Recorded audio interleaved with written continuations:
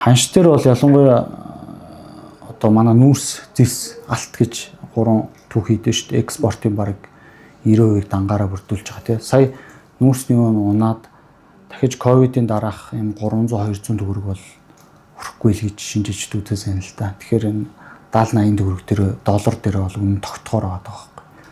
Тэг ингээ харахаар бид нэр сая алт бас унчлаа эргээ тийм. Зисэн дээр чинь бид нэр Эрдэнтээс л зисийн орлого олно гэхээс оюутлогоос бол орлого болохгүй шүү дээ тийм.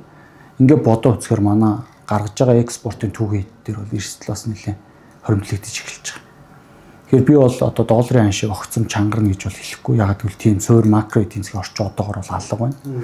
Гэхдээ ханш тогтвортой байна гэсэн баталгаа бол алга байна л гэж хэлэх гээд байгаа. Бүр ингээд жилийн 15-20%-аар ингээд долларын ханш чангардаг кейсүүд бол гадаад зах зээл гэхээс илүүтэй Монголын дотоодын эдийн засгийн орчноос илүү их хамаардаг. Та санаж байгаа бол жишээ нь 16 онд бол валютын нөөц хоосорсон гэж зарлаад дараа нь валютын сангийн хөтөлбөрт орж исэн тийм. 20 оны дараа ковидын дараа болохоор яасан гэхээр мөнгө хэвлэсний дараах нөлөө бол эдийн засгийн дээр орж ирсэн шүү дээ. Ингээд ингээд том өөрчлөлтийн дараа бол ханш тийм өгцөн явна гэхээс одоо валютын нөөц харьцангуй тогтвортой экспорт ямар нэгэн байдлаар гарч байгаа нөхцөлд бол бас тийм огцон сулрах төгрөгийн ханш тийм тохиолдол бол гайхуулагч харж байна. Ирээдүйд үн өснө гэд одоо хямдаар аваад тэгэл хадгалж байгаа л тохиолдол санхүүгийн хэрэгслүүд байгаа юм л да. Гэтэ тэр нөгөө ямар улсад илүү ашигтай вэ гэхээр нөгөө долларын ханш жишээ нь одоо тогтвортой ингээд байдаг улсад илүү одоо нөлөөтэй гэсэн үг байхгүй. Тэгэхгүй бид нар доллар дээр жишээ нь шорт хийж буюу долларын унна гэдэг юу хийж бол хүлээлт хийж болохгүй шүү дээ.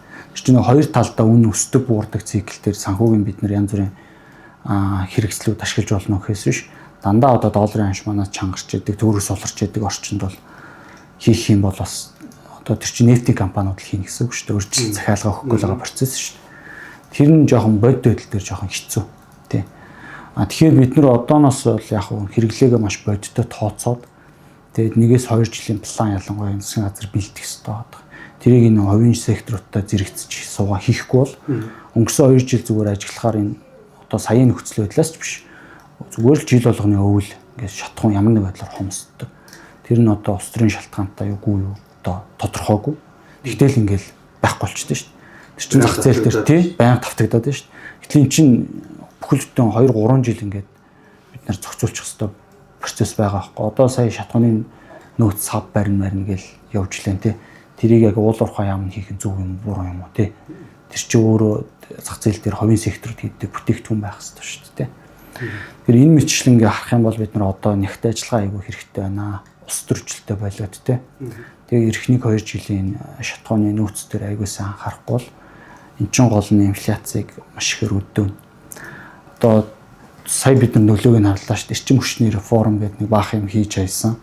3 гишүүн гараад тэгээ баахан сүртэй мэдээлэл энтер хийгээд дараа нь юу болсон гэсэн чинь нөгөө дулааны компаниуд нь баахан ланд 200-ийн тендер зарлал харилцагч яг юунд мөнгө өсгөж төссөн ойлгомжгүй тий. Тэгээ нөгөө дулаан цахилгааны хязгаарлалтанд ороод за тэгээ эцэстээ инфляц бүр 8-9% байж байгаа. Тэрний 2-3% зөвхөн тэрнээс хамаарсан үнийн бүтц бий болгож байгаа юм. Инхээр чи эцэстээ асар их ард түмнийг бол нөгөө худалдаа авах чадвараар нь хорлож байгаа байхгүй тий. Тэгэхээр ялангуяа энэ дулаан цахилгаан шатхуун иймэрхүү суур юмны өртгийг бүрдүүлдэг ийм бүтээгдэхүүн дэр бид нар маш болгоомжтой төлөвлөгөөтэй байх нь чухал байгаа.